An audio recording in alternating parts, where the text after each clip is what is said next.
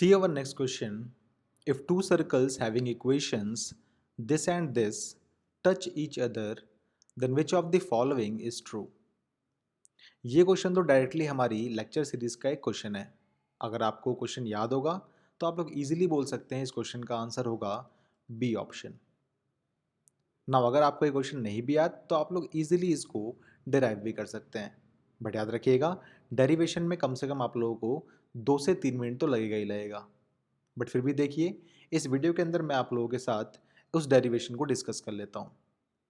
आपके पास क्वेश्चन में गिवन है कि इफ़ टू सर्कल्स जिनके इक्वेशंस ये और ये हैं टच कर रहे हैं एक दूसरे को। अब आप सोचिए कि जब दो सर्कल्स टच करते हैं तो कौन सी कंडीशन यहाँ पे आपकी सेटिस्फाई होती है। चलिए पहले हम इसका एक डायग्राम देख लेते हैं। मान लीजिए हमारे पास दो सर्कल्स गिवन है, ठीक है।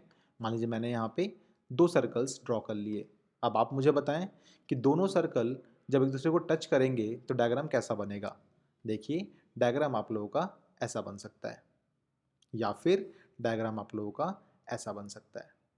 तो इसका मतलब जब कभी भी आपके सर्कल टच करते हैं तो वो एक्सटर्नली भी टच कर सकते हैं और इंटरनली भी टच कर सकते हैं। ना ध्यान से देखिए, अगर मान लीजिए आपके सर्कल्स ने एक दूसरे को एक्सटर्नली टच किया है देन इस केस में आप बोल सकते हैं कि दोनों के जो सेंटर का डिस्टेंस है वो एक्चुअल में रेडियस 1 प्लस में रेडियस 2 के बराबर होगा। एंड सिमिलरली मान लीजिए जब आपके सर्कल्स एक दूसरे को इंटरनली टच करेंगे देन उस केस में क्या सिखाया था लेक्चर वीडियोस के अंदर मैंने आपको सिखाया था कि उस केस में जो सेंटर्स का डिस्टेंस है C1 C2 इक्वल्स टू क्या हो जाएगा, वो हो जाएगा मॉड के अंदर R1 माइनस R2। तो मेरे पास यहाँ पे दो केसेस हैं, मैं किसी भी केस में इस क्वेश्चन को एनालाइज कर सकता हूँ। मान लीजिए कि मैं इस केस को ऑब्जर्व कर रहा हूँ। अगर मेरे पास कोई निष्कर्ष निकला देन मैं उसको सही मान लूँगा, और मान लीजिए कि निष्कर्ष नहीं निकलता है देन मैं सेकंड केस पे चला जाऊँगा, ठीक है। या फिर हो सकता है कि दोनों केसेस से मेरे पास अलग अलग निष्कर्ष भी निकल सकते हैं, ठीक है। तो ध्यान से देखिएगा यहाँ पे अगर मैं ऑब्जर्व करता हूँ इस डायग्राम को तो मुझे चेक करना है यहाँ पे कि centre of these two circles क्या है और रेडियस क्या है। बिकॉज मैंने आपसे बोला इस केस के अंदर C1 C2 का जो डिस्टेंस होगा वो एक्चुअल में रेडियस 1 प्लस रेडियस 2 के बराबर होगा। नाउ मैंने लेक्चर वीडियोस में आपको बता रखा है कि अगर आप लोगों के पास किसी भी सर्कल की इक्वेशन गिवन है देन आप लोग इजीली उसके सेंटर के कोऑर्डिनेट्स तो फाइंड आउट कर ही सकते हैं और साथ में उसका रेडियस भी फाइंड आउट कर सकते हैं। तो मान लीजिए यह है सर्कल नंबर 1 और let's suppose this is circle number 2, और मान लीजिए इसके सेंटर के कोऑर्डिनेट्स C1 है, इसके सेंटर के कोऑर्डिनेट्स C2 हैं। सिमिलरली इसका रेडियस मैंने R1 से रिप्रेजेंट किया है और इसके रेडियस को मैंने R2 से रिप्रेजेंट किया है। देन आप लोग मुझे बताएं C1 के कोऑर्डिनेट्स आप कैसे फाइंड आउट करते थे।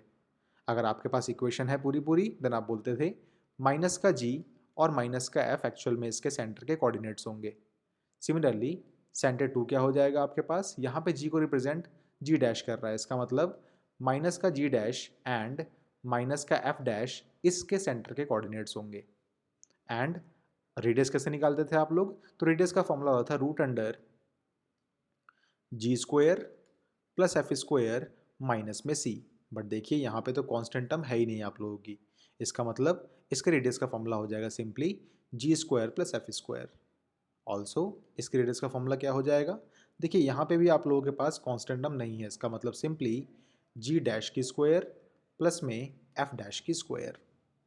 Now according to our case 1 दो सर्कल्स टच करेंगे कब, जब C1 C2 equals R1 plus में R2 हो जाए। C1 C2 का मतलब सेंटर का डिस्टेंस, यहाँ पे अप्लाई कर सकते हैं डिस्टेंस फार्मूला। सो अगर आप लोगों ने यहाँ पे डिस्टेंस फार्मूला अप्लाई किया और आपने x2 माइनस x1 किया तो आपके पास क्या रिजल्ट आएगा, आपके पास आएगा रूट अंडर G माइनस में G डैश की होल स्क्वायर प्लस में F माइनस में F डैश की whole square equals what is radius 1, radius 1 is root under G square plus F square, and what is radius 2, radius 2 is root under G dash square plus में F dash square। Now इस equation को solve करने के लिए आप लोगों को squaring both sides करनी ही पड़ेगी। तो आप एक काम करें, आप लोग स्क्वायरिंग बोथ साइड्स कर दें। क्या मिलेगा आपको, इधर इधर तो आपका रूट हट जाएगा तो इसका मतलब ये हो जाएगा G माइनस में G डैश की होल स्क्वायर प्लस में F माइनस में F डैश की होल स्क्वायर इक्वल्स यहाँ पे अप्लाई हो जाएगा A प्लस बी की होल स्क्वायर का फॉर्मूला जो आपसे बोलता है ए स्क्वायर का मतलब G square plus F square plus में बी स्क्वायर का मतलब जी डैश की स्क्वायर प्लस में एफ डैश की स्क्वायर एंड प्लस में 2 times of A into B. ए है यहाँ पे root under g square plus F square और बी है यहाँ पे रूट अंडर जी डैश की स्क्वायर प्लस में एफ डैश की स्क्वायर। नाउ आप एक काम करें, इधर से भी आप आइडेंटिटी लगा के इसको खोल लें। तो क्या मिलेगा आपको? आपको मिलेगा जी स्क्वायर प्लस में जी डैश की स्क्वायर माइनस में 2 जी डैश प्लस में यहाँ क्या मिलेगा आपको? यहाँ मिलेगा आपको एफ स्क्वायर प्लस में एफ डैश की स्क्वायर माइनस में 2 एफ डैश इक्वल्स टू में तो आपके पास ये कंप्लीट थिंग है ही। ना अगर आप ध्यान से देंगे तो आप पाएंगे जी स्क्वायर से जी स्क्वायर कैंसिल आउट हो सकता है, जी डैश की स्क्वायर से जी डैश स्क्वायर कैंसिल आउट हो सकता है, एफ स्क्वायर से एफ स्क्वायर कैंसिल आउट हो जाएगा और एफ डैश की स्क्वायर से एफ डैश की स्क्वायर भी कैंसिल आउट हो जाएगा। आपके पास यहाँ बचेगा माइनस में 2 टाइम्स ऑफ जी डैश और माइनस में 2 टाइम्स ऑफ एफ डैश। आप अगर चाहें तो यहाँ से भी -2 कॉमन ले सकते हैं। तो चलिए मैंने -2 कॉमन ले लिया। क्या मिलेगा मुझे? जी डैश और प्लस में एफ डैश इक्वल्स यहाँ मिलेगा आपको 2 times of root under g square plus F square and then again root under g dash की स्क्वायर प्लस में एफ डैश की स्क्वायर। यहाँ से आप लोग 2 से 2 को भी कैंसिल आउट कर सकते हैं। नाउ इसको सॉल्व करने के लिए आप फर्दर इसको स्क्वायरिंग बोथ साइड्स कर सकते हैं। तो आप एक काम करें, अगेन आप लोग स्क्वायरिंग बोथ साइड्स कर दें। आपको पता है नेगेटिव में कोई नंबर लिखा है और अगर आप उसकी स्क्वायरिंग करेंगे तो क्या मिलेगा आपको? उसी नंबर की स्क्वायर आपको मिल जाएगी। इसका मतलब आपके पास आ जाएगा जी डैश प्लस में एफ डैश की होल स्क्वायर और इक्वल्स टू में यहाँ पे तो सिंपली आपकी स्क्वायरिंग ऐसे हो जाएगी। इसका मतलब सब कुछ रूट से निकल जाएगा बाहर।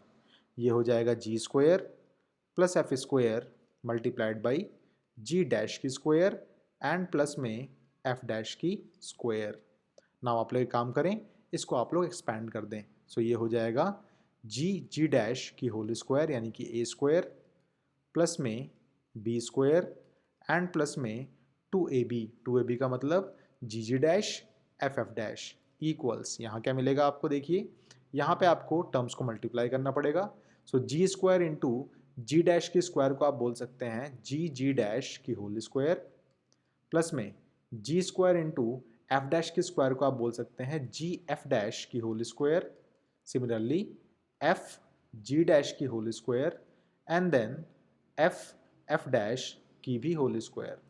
नाउ ध्यान से देखिए जी डैश की होल स्क्वायर से ये टर्म हो सकते हैं कैंसल आउट, एफ डैश की होल स्क्वायर से ये टर्म भी हो सकते हैं कैंसल आउट। क्या बचेगा आपके पास?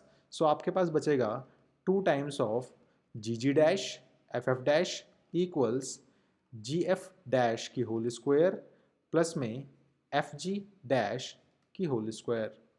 अगर आप इस टर्म को लेके चले जाएंगे राइट हैंड साइड में तो आपके पास क्या ऑब्टेन होके आएगा? आपके पास आएगा जी एफ डैश की होल स्क्वायर प्लस में एफ जी डैश की होल स्क्वायर माइनस में 2 times of g dash f dash. मैं इस टर्म को यहाँ से इरेज कर देता हूँ। ओके, नाउ ध्यान से देखिए और इक्वल्स टू में आप लोगों के पास 0 भी आएगा। Okay, all right, equal to 0। Now ध्यान से देखिए, अगर आप ध्यान से इसको ऑब्जर्व करेंगे तो आप पाएंगे ये एक्चुअल में जो एक्सप्रेशन लिखा हुआ है वो G F dash minus F जी डैश की होल स्क्वायर लिखी हुई है। देखिए कैसे?